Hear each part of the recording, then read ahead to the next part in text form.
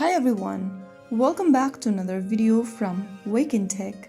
Today in this episode we are going to be learning how to download and install Binance application on your tablets.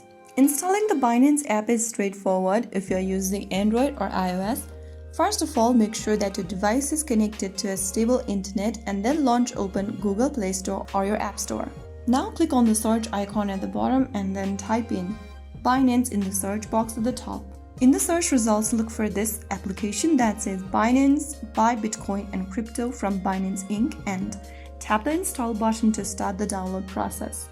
Now wait for the application to install, which will take a couple of minutes depending upon your internet speed. Once it is done, click on open and you have successfully downloaded the Binance application on your smartphone or your tablets. That's how it's easily done. If you found the video helpful, don't forget to like, share and subscribe to the channel.